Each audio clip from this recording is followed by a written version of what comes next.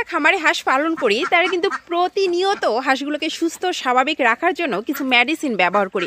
বিশেষ করে যারা ডিমের জন্য হাঁস পালন করি, ডিমের পার্সেন্টেজ ভালো রাখার জন্য আমরা রেগুলারই ডিম বৃদ্ধিকারক কিংবা ডিম অব্যাহত রাখার জন্য কিছু মেডিসিন ব্যবহার করে থাকি।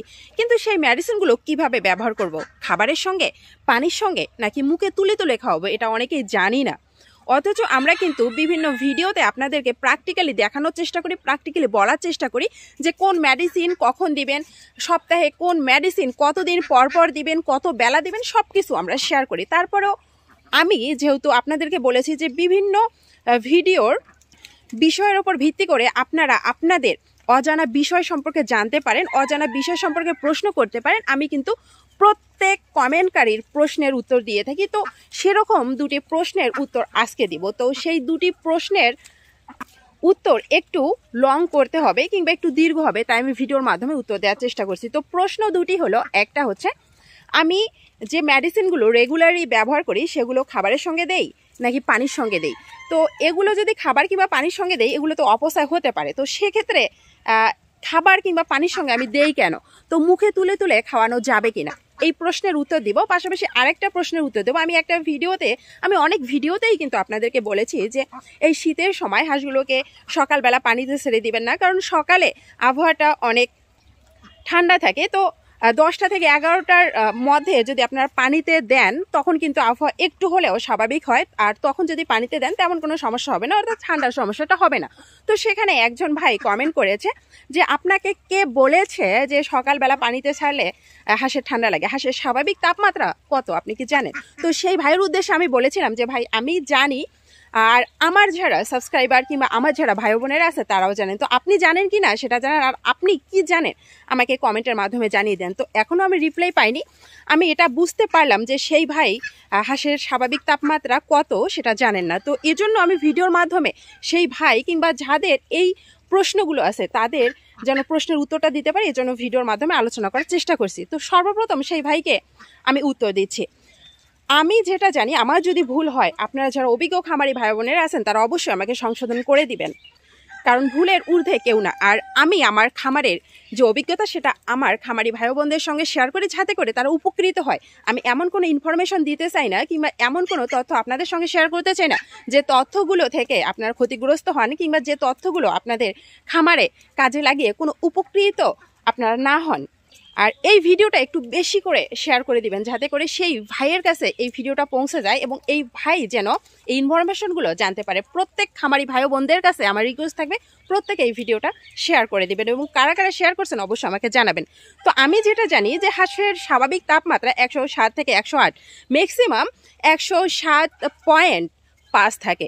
তো আমাদের মানুষের স্বাভাবিক তাপমাত্রা কিন্তু 98 থাকে। তো আমাদের মানুষের চাইতে হাঁসের স্বাভাবিক তাপমাত্রাটা অনেক বেশি। তো এই স্বাভাবিক তাপমাত্রা তখনই বজায় থাকবে যখন বাহিরের অর্থাৎ প্রাকৃতিক তাপমাত্রাটা সমান থাকবে। এই প্রাকৃতিক তাপমাত্রাটা যখন বেশি হয়ে যাবে তখন হাঁসের স্বাভাবিক তাপমাত্রা নিবারণ করার জন্য হাঁস কিন্তু বারবার গোসল করে কিংবা বারবার পানিতে গেলে হাঁসের সমস্যা হয় না, কারণ স্বাভাবিক তাপমাত্রাটা বজায় রাখার জন্য বারবার পানিতে কিংবা বারবার সাঁতার কাটার প্রয়োজন হয়ে পড়ে। কিন্তু যে জায়গায় হাঁসের শরীরে স্বাভাবিক তাপমাত্রা 107 থেকে 108, আর ঠান্ডার সময় সকালবেলায় স্বাভাবিক তাপমাত্রা অনেক কম থাকে, তো সেই জায়গা থেকে আমি কখনোই আপনাদেরকে সাজেস্ট করতে পারি না যে এত সকালে আপনারা হাঁসগুলো ছেড়ে দেন, কারণ এত সকালে হাঁস ছেড়ে দিয়ে পানিতে হাঁসের স্বাভাবিক তাপমাত্রা কমে যাক সেটা আমি কখনোই চাইব না। আর এজন্যই কিন্তু আমি আপনাদেরকে বারবার বলি যে সকালবেলা আপনারা হাঁসগুলোকে পানিতে ছেড়ে দিবেন না। তো এখন কথা হচ্ছে হাঁসের স্বাভাবিক তাপমাত্রা যেহেতু মানুষের তুলনায় একটু বেশি, তো সে জায়গা থেকে আমরা বলতে পারি যে আমাদের মানুষের শরীরে যে ঠান্ডার প্রভাব তার চাইতে হাঁসের শরীরে ঠান্ডার প্রভাব একটু কম থাকে, কারণ তাদের স্বাভাবিক তাপমাত্রা একটু বেশি থাকে। কিন্তু এই সকালবেলা এত কম তাপমাত্রাতে হাঁসের শরীরের যে স্বাভাবিক তাপমাত্রা আছে সেটা নিবারণের কিংবা সেটা কমিয়ে দেওয়ার কিন্তু কোনো দরকার নেই। বরঞ্চ এত সকালে হাঁসকে পানিতে যদি আমরা ছেড়ে দিই তাহলে হাঁসের স্বাভাবিক তাপমাত্রা কমে যাবে। আর যে কোনো পশু পাখি কিংবা যে কোনো মানুষের জন্য শরীরের স্বাভাবিক তাপমাত্রা কমে যাওয়া অবশ্যই ঠান্ডা লাগা কিংবা যে কোনো রোগ সৃষ্টির প্রথম কিংবা প্রধান কারণ হতে পারে। আর এজন্য কিন্তু আমরা বারবার অনেক ভিডিওতে আপনাদেরকে বলেছি যে সকালবেলা হাঁসগুলোকে পানিতে ছেড়ে দিবেন না। তো একটা বিষয় আপনাদেরকে বুঝাতে গিয়ে হয়তো বা ভিডিওটা লং হয়ে যায়। অনেকেই আসলে বলেন যে আমরা ভিডিওটা অনেক লং করে ফেলি, কিংবা এক কথায় হয়তো বা উত্তর দিতে পারতাম, কিন্তু দেখেন এত সুন্দর করে বোঝানোর পরেও আপনারা কিন্তু অনেকেই বুঝতে পারছেন না। তো তাদের উদ্দেশ্যে আমাদের হয়তো বা বুঝাতে গিয়ে একটু লং সময় ব্যয় করতে হচ্ছে। তো যাই হোক, আশা করছি যে ভাই এই প্রশ্নটা করেছেন সেই ভাই উত্তর পেয়ে গেছেন। আর সবাইকে বারবার রিকোয়েস্ট করছি অবশ্যই ভিডিওটা শেয়ার করে দেবেন আমার যারা প্রিয় খামারি ভাই ও বোনেরা আছেন। তো এখন আসা যাক যে মেডিসিনগুলো রেগুলারলি আমি ব্যবহার করে থাকি হাঁস খামারে, সেই মেডিসিনগুলো আমি খাবারের সঙ্গে দেই না পানির সঙ্গে দেই। সেই মেডিসিনগুলো আসলে প্রয়োজনের ওপর ডিপেন্ড করে আমি খাবারের সঙ্গেও দেই কিংবা পানির সঙ্গেও দেই। অনেক মেডিসিন আছে যেগুলো শুধু খাবারের সঙ্গে দিলেই হয়ে যায়, সেগুলো পানির সঙ্গে দেওয়ার দরকার নেই। কিংবা একদিনে যদি অধিক পরিমাণ মেডিসিন ব্যবহার করতে হয়, কিছু মেডিসিন আমি খাবারের সঙ্গে দেই, অর্থাৎ খাবারের সঙ্গে যে পানিটা মিশিয়ে দেই সেই পানির সঙ্গে দেই, আর কিছু মেডিসিন আমি পানির সঙ্গেই দেই। তো এখন আসা যাক যে কেন খাবার কিংবা পানির সঙ্গে দেই। আমি যদি মুখে তুলে তুলে খাওয়াই তাহলে তো সেই মেডিসিনটা অপচয় হয় না, কিংবা খাবার পানির সঙ্গে দিলে তো অনেক মেডিসিন অপচয় হয়ে যাচ্ছে, আর মেডিসিনগুলোর দাম তো অনেক।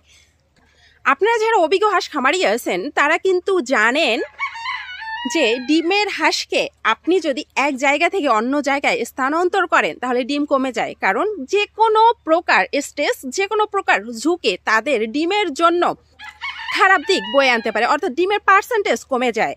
আপনি যদি ভ্যাকসিন দেন তারপরেও কিন্তু ডিম কমে যায়। ভ্যাকসিন দেওয়ার জন্য কি ডিম কমে যায়? না। আপনি যে হাঁসগুলোকে ধরছেন, হাঁসগুলোকে ডিস্টার্ব করছেন, যার কারণে কিন্তু ডিম কমে যায়। যে কোনো বন্য প্রাণী আপনার খামারে যদি আঘাত হানে তাহলেই কিন্তু ডিম কমে যায়। কারণ ওই বন্য প্রাণীর উপদ্রবে হাঁসগুলো ভয় পায়, হাঁসগুলো একটু দৌড়াদৌড়ি করে, আর এ থেকেই কিন্তু ডিম কমে যায়। তো এই সামান্য স্টেজে যদি হাঁসের ডিম কমে যায় আর একটা মেডিসিন অপচয় হবে, এজন্য আপনি যদি প্রত্যেকটা হাঁসকে ধরে ধরে সেই মেডিসিনগুলো খাওয়ান, হ্যাঁ মেডিসিনের অপচয় আপনি রোধ করতে পারবেন, কিন্তু ডিমের পার্সেন্টেজ কখনোই বাড়াতে পারবেন না। কারণ শুধু খাবার কিংবা মেডিসিন সঠিকভাবে মেনটেন করলে হাঁসের খামারের ডিম অব্যাহত থাকবে না, কিংবা ডিমের পার্সেন্টেজ বৃদ্ধি হবে না। পুরো খামার ব্যবস্থাপনাকে আপনাকে উন্নত করতে হবে। পুরো খামার ব্যবস্থাপনা সঠিকভাবে মেনটেন করার মাধ্যমে আপনি হাঁস খামার থেকে কিন্তু পর্যাপ্ত পরিমাণে ডিম পাবেন। হ্যাঁ, খাবারের সঙ্গে কিংবা পানির সঙ্গে দিলে কিছু মেডিসিন অপচয় হয়, কিন্তু আপনার ডিমের পার্সেন্টেজ অব্যাহত রাখার জন্য অবশ্যই সেই মেডিসিনগুলো খাবার কিংবা পানির সঙ্গে ইউজ করা দরকার আমাদের। কারণ হাঁসকে যে কোনো প্রকার স্ট্রেস থেকে আমাদের বিরত রাখতে হবে, এবং যে কোনো প্রকার স্ট্রেস হাঁসের জন্য ক্ষতিকারক হতে পারে। আসলে যে ভাই ও বোনেরা এই ধরনের প্রশ্ন করেন, আমি তাদের প্রতি কোনোভাবেই কিন্তু রাগান্বিত হই না, কারণ আমি খুশি হই। কারণ এই বিষয় সম্পর্কে আমি যে ভিডিওর মাধ্যমে আলোচনা করি, আমার যারা খামারি ভাই বোনেরা আছে তারাও কিন্তু এই বিষয় সম্পর্কে ডিটেলসে জানতে পারে, ডিটেলসে শুনতে পারে। তো আমাদের কিংবা আমাদের খামারি ভাই বোনদের জন্য এটা অবশ্যই পজিটিভ দিক বয়ে আনতে পারে। তো এতক্ষণ ধরে যারা ভিডিওটি দেখলেন তারা অবশ্যই ভিডিও সম্পর্কে আমি যে আলোচনাগুলো করেছি এই আলোচনার সপক্ষে কিংবা বিপক্ষে আপনাদের মূল্যবান মতামত অবশ্যই কমেন্ট বক্সে লিখে জানাবেন। আপনার ব্যক্তিগত অভিজ্ঞতা থেকে যদি কোনো কিছু এই সম্পর্কে জানা থাকে কিংবা এই সম্পর্কে বলার থাকে অবশ্যই কমেন্ট বক্সে লিখে জানাবেন। ভিডিওটি যদি ভালো লাগে অবশ্যই একটি লাইক দেবেন, কারণ লাইক দিলে আমার ভিডিও করার কিংবা ভিডিওতে ইনফরমেশনগুলো আমি যেটা দেই সেটা থেকে যে আপনারা উপকৃত হচ্ছেন এটা আমি জানতে পারি, বুঝতে পারি। তো সবাই প্লিজ যাদের কাছে ভালো লাগছে তারা অবশ্যই লাইক দিবেন এবং শেয়ার করে সবাইকে দেখার সুযোগ করে দেবেন। এবং আপনি যদি আমাদের চ্যানেলে নতুন হন তাহলে সাবস্ক্রাইব করে আমাদের পরিবারের সদস্য হয়ে যাবেন। এতক্ষণ ধরে ভিডিওটি দেখার জন্য অসংখ্য ধন্যবাদ। ভালো থাকবেন, সুস্থ থাকবেন, নিজের কর্মক্ষেত্র থেকে নিজেকে প্রতিষ্ঠিত রাখার চেষ্টা করবেন। আল্লাহ হাফেজ।